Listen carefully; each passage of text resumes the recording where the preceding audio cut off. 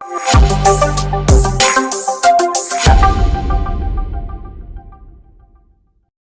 Mass മോട്ടോഴ്സിൽ നിന്നാണ് ഹോണ്ടയുടെ deo വണ്ടി ജനറൽ സർവീസായിട്ട് കയറ്റിയതാണ്.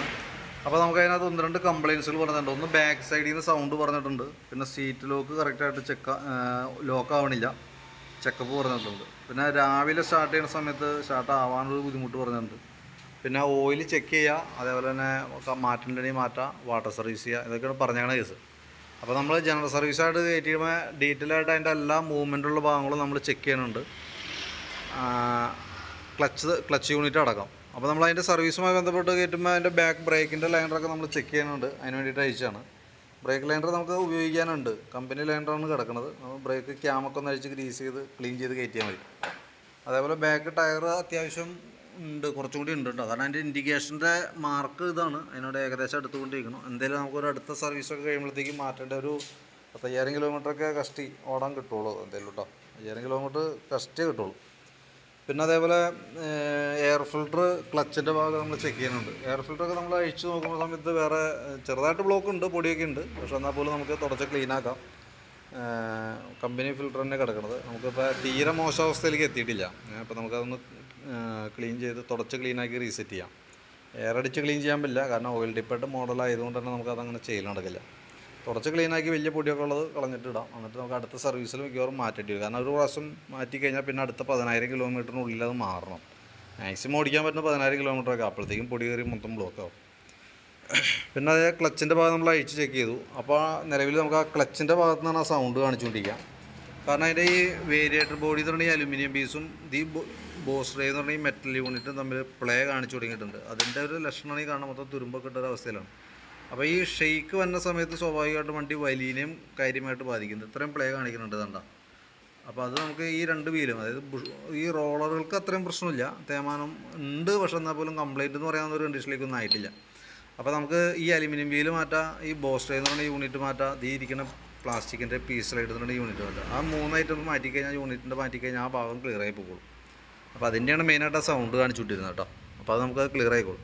പിന്നെ ക്ലച്ച് യൂണിറ്റ് ഫുള്ളായിട്ട് അയച്ച് നമ്മൾ കൂട്ടത്തിലൊന്ന് ഗ്രീസ് ചെയ്ത് വിടുന്നുണ്ട്. ക്ലച്ച് ഷൂ ഇതുമ്പോൾ ചെറുതായിട്ട് ടൈറ്റായി തുടങ്ങിയായിരുന്നു. അപ്പോൾ നമ്മൾ അതും കൂടി അയച്ച് ഫുള്ളായിട്ട് ക്ലീൻ ചെയ്ത് ഗ്രീസ് ചെയ്ത് റീസെറ്റ് ചെയ്യുന്നുണ്ട് കേട്ടോ.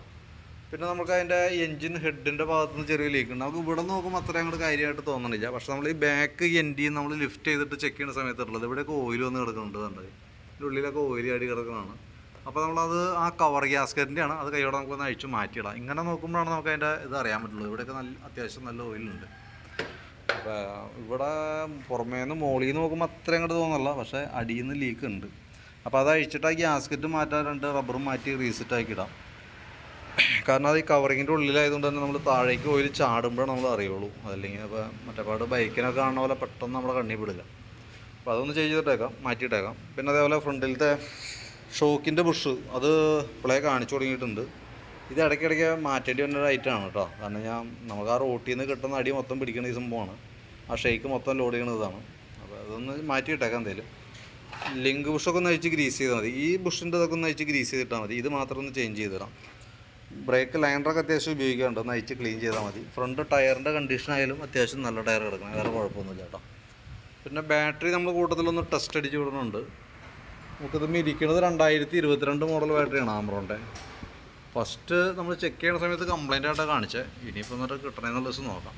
കാരണം എന്താ വെച്ചാൽ നമുക്കതിൻ്റെ ചെക്ക് ചെയ്യുന്ന സമയത്ത് ഈ റെഡ് ലൈറ്റാണ് വന്നതെന്നിട്ട് അതിൻ്റെ സെൽ ഡാമേജ് ആയിട്ടാണ് അതിനകത്ത് കാണിക്കുക. പക്ഷേ വോൾട്ട് നോക്കുമ്പോൾ കണ്ടോ 12.99 റേഞ്ചിൽ വോൾട്ട് കാണിക്കുന്നുണ്ട്. 13 വോൾട്ട് വരെ വന്നിട്ടുണ്ട്. ഇപ്പോൾ ബാറ്ററി ഞാൻ ടെസ്റ്റിലേക്ക് കൊടുത്തിട്ടുണ്ട്. ടെസ്റ്റിലേക്ക് കൊടുക്കുമ്പോൾ ഇപ്പോൾ നിലവിൽ ഓക്കെ ആയിട്ടാണ് കാണിക്കുന്നത് കേട്ടോ. അപ്പോൾ ഞാൻ 3 പ്രാവശ്യം ടെസ്റ്റ് ഫസ്റ്റ് അടിക്കുന്ന സമയത്ത് കംപ്ലൈൻറ്റാണ് കാണിച്ചത്. പിന്നീടൊക്കെ നോക്കുമ്പോൾ വേറെ പ്രശ്നം കാണണമെന്നില്ല. പരമാവധി ഓടിക്കുക. സെൽഫിൻ്റെ എന്തെങ്കിലും കംപ്ലൈൻറ്റ് കാണിക്കുകയാണെന്നുണ്ടെങ്കിൽ ഒന്നുകൂടി കയറ്റി ഒന്ന് ചെക്ക് ചെയ്ത് നോക്കാം. അപ്പോൾ പ്രത്യക്ഷത്തിൽ കുഴപ്പമൊന്നുമില്ല, അത് ആ രീതിയിൽ ഉപയോഗിക്കാം. പിന്നെ സ്പാർക്ക് പ്ലഗ് ഒന്ന് അഴിച്ച് ക്ലീൻ ചെയ്ത് വിടുന്നുണ്ട്. എയർ ഫിൽറ്ററും പ്ലഗും കൂടി ഒരുമിച്ചാണ് മാറ്റേണ്ടത്. നമുക്ക് അടുത്ത സർവീസിലൊക്കെ നോക്കിയിട്ട് കാര്യമായിട്ടുള്ള പ്രശ്നം ഉണ്ടെങ്കിൽ അടുത്ത സർവീസിൽ നമുക്ക് ചേഞ്ച് ചെയ്ത് തരാം. പിന്നെ അതേപോലെ തന്നെ എഞ്ചിൻ ഓയിൽ മാറ്റേണ്ട ഒരു പീരീഡ് ആയിട്ടുണ്ട്. ശരിക്കും 3000 കിലോമീറ്ററാണ് അതിൻ്റെ പരിധി കേട്ടോ. നമുക്ക് കറക്റ്റ് കളറൊന്നും നോക്കിയാൽ 100% നമുക്ക് പറയാൻ പറ്റുന്നില്ല മാറ്റാറായിട്ടുണ്ടോ ഇല്ലയെന്ന്. അല്ലെങ്കിൽ പിന്നെ അത്രയ്ക്ക് മോശമാവും. എന്തായാലും കൂട്ടത്തിൽ അതും കൂടി ഒന്ന് ചേഞ്ച് ചെയ്തിട്ടേക്കാം. അപ്പോൾ എത്രയും ഭാഗമാണ് മെയിനായിട്ടുള്ളത്. അപ്പോൾ ഞാൻ അതിൻ്റെ ഏകദേശം ഒരു എസ്റ്റിമേറ്റ് ആക്കിയിട്ട് അതിൻ്റെ ഡീറ്റെയിൽസ് വാട്സാപ്പിലേക്ക് ഇടാം. നമുക്ക് ജനറൽ സർവീസുമായി ബന്ധപ്പെട്ട വർക്കുകൾ മാത്രമേ ഉള്ളൂ. അതിനകത്ത് നമുക്ക് ഈ വീല് മാത്രമേ നമുക്ക് അഡീഷണൽ വരാം. അതായത് ഈ വീലും ബോസ് ഡ്രൈവ് പീസ് സ്ലൈഡ് അതാണ് അഡീഷണൽ തന്നെ. പിന്നെ ഗ്രീൻ ബുഷ് എഞ്ചിൻ ഓയിൽ. അത് നോർമൽ നമുക്ക് സാധാരണ സർവീസുകളിലും മാറ്റേണ്ടി വന്ന ഐറ്റമാണ് കേട്ടോ. ഞാനൊരു എസ്റ്റിമേറ്റ് ഇട്ടേക്കാം, നോക്കിയിട്ടൊന്ന് റിപ്ലൈ ഇട്ടാൽ മതി, അതനുസരിച്ച് നമുക്ക് വർക്ക് കംപ്ലീറ്റ് ചെയ്യാം.